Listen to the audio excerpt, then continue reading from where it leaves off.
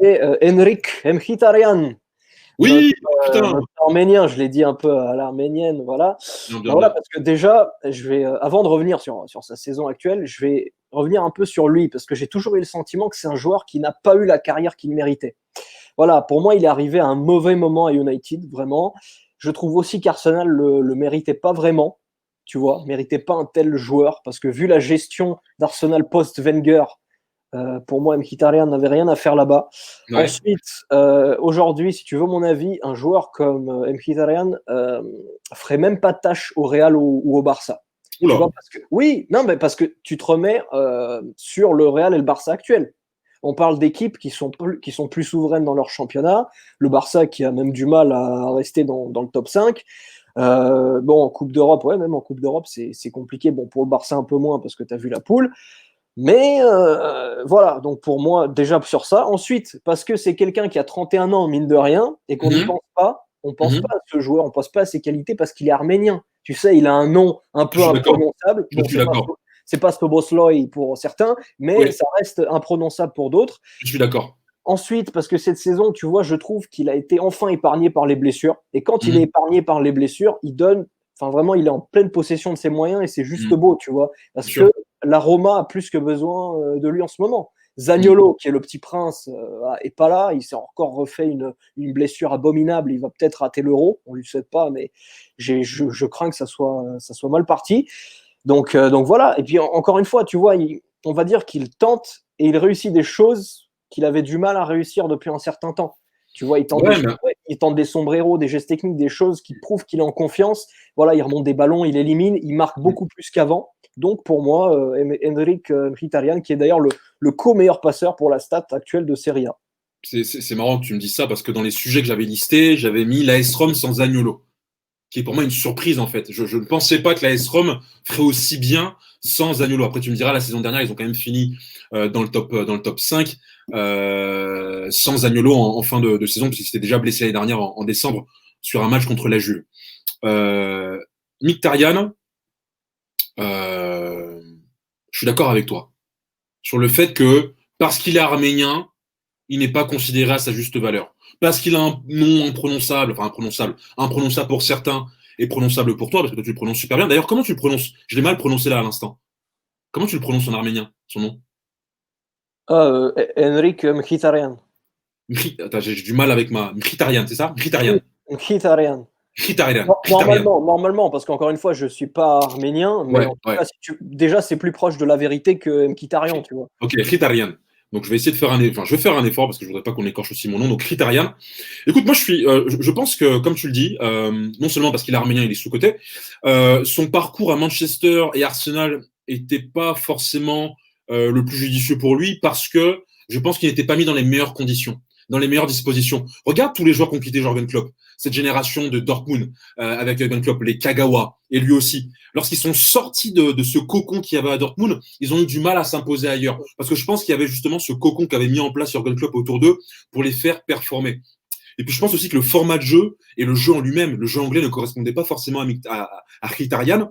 Et quand tu vois ce qu'il a fait à l'AS Rome, quand tu vois ce qu'il est en train de faire dans ce schéma de jeu qui est proposé notamment par Fonseca, qui est une sorte de 3-4-3 avec un milieu en losange où tu as Mkhitaryan en numéro 10, c'est parfaitement le système qu'il lui faut. Parce que Ouais, ce n'est ouais, pas un pur ailier qui va jouer sur le côté, juste sur ça. la ligne et qui va percuter. Ce n'est pas forcément ce milieu axial un peu à la Rames ou à la Odegaard. C'est un joueur hybride en fait. Il est à la fois ailier et en même temps meneur de jeu. Et donc je Ouais. pense que ce système de jeu à l'AS Rome lui convient parfaitement. Et c'est aussi la raison pour laquelle il performe actuellement.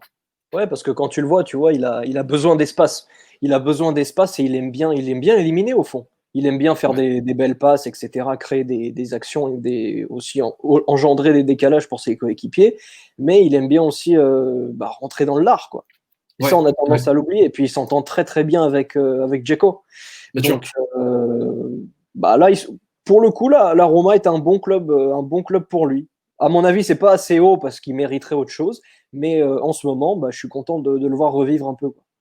Ah non, non, moi au-delà même de Mkhitaryan, je trouve que c'est une équipe qui est plutôt bien constituée, très athlétique, je trouve. Tu vois, très athlétique. Quand tu vois notamment cette défense centrale, ces trois monstres derrière avec Kumbula que tu connais très bien, Pablo Ibanez, Roger Ibanez, pardon, le Brésil-Uruguayen, ou encore à côté, il y a qui d'autre à droite? C'est Mancini. C'est Mancini, ouais, c'est Mancini, Ibanez et Kumbula. C'est très athlétique. Au milieu de terrain, tu as aussi le Jordan Verretou qui, bon, même s'il a été blessé ces derniers matchs, performe depuis le début de saison. Je trouve que c'est une équipe qui, athlétiquement parlant, est assez solide et tu le vois notamment dans les grands matchs de Serie A. Ça a rivalisé avec le Milan, ça a rivalisé avec la Juve et aujourd'hui, voilà, c'est dans le débat pour aller chercher le Scudetto. Alors ça va peut-être être compliqué, bien évidemment. Ouais, bon, quand même pas, mais parce que là on a aussi vu contre l'Atalanta, ils ont explosé. Mais non, mais pour revenir rapidement sur Kumbula dont j'avais parlé à ma première émission d'ailleurs, là je suis un peu déçu, tu vois, mais pas par lui, plus par son utilisation. Je trouve qu'il n'est pas assez utilisé et je comprends pas. Je comprends parce qu'en gros, là la Roma, elle joue à peu près, allez, la 4e place, tu vois, 4, même 5, 6. Et ça, il aurait pu le faire à l'Hellas très bien. En fait, c'est ça mon problème. Moi, je l'aurais bien vu progresser dans un club plus important, quoi. Tu vois, genre vraiment un Inter, même la Lazio. Oui, ouais, t'as pas tort. Ont aujourd'hui plus d'ambition et je pense qu'il aurait tout simplement pu sauter le pas plus vite, en fait. Parce que là, je trouve que ça le fait stagner un peu, tu vois. Non seulement il est pas beaucoup utilisé, enfin il est en concurrence parce qu'en fait il y a 4 joueurs pour 3 postes, puisqu'il y a Cristante que j'avais oublié, il y a Mancini, il y a Ibanez et donc il y a Kumbula. Et Kumbula est le plus jeune des 4. Kumbula vient d'arriver, donc en gros il y a ce droit d'aînesse, en gros voilà, tu t'attends ta place quoi. Et comme tu le dis, quand tu regardes les défenseurs de la Lazio, c'est pas folichon non plus. J'ai beaucoup de respect pour Radu, mais ça reste quand même très vieillissant. Acerbi, c'est très vieillissant. C'est vieillissant. L'Inter, pareil. L'Inter, t'as raison. L'Inter de Vrij n'est pas non plus si impérial que ça. Skriniar, à part Bastoni qui en est la relève, ouais, voilà. C'est vrai que. Non, mais c'est ça. Stéphane Radu, là, il a raté pas mal de matchs cette saison. Enfin, je veux dire, il a raté. Il a pas fait que rater à cause de blessures. Il a vraiment raté. Il est passé à côté de ses rencontres. Ouais, bien sûr. Non, c'est vrai. Mais bon. Mais non, t'as raison de revenir sur Mkhitaryan, que j'avais perdu de vue, moi, honnêtement. Il y a eu aussi les blessures. C'est compréhensible. Ouais, on l'avait perdu de vue et de le revoir aussi au plus haut niveau, avec notamment Pedro. Pedro aussi, qui est plutôt pas mal, qui avait commencé fort le début de saison. Je trouve que c'est une équipe qui est bien construite, en fait. Et je ne pensais pas qu'elle survivrait, en fait, à une autre grave blessure de Zaniolo. Et mine de rien, c'est ce qu'elle est en train de faire aujourd'hui, avec un joueur qui est généreux, qui sait faire briller les autres et qui combine parfaitement avec Dzeko, qui lui aussi est pareil, un joueur très, très altruiste. Parfois trop. Parfois trop. Parfois trop. Ouais. Mais tu sais, on en parlera certainement un jour. Je pense que c'est un joueur qui aurait pu avoir une meilleure carrière.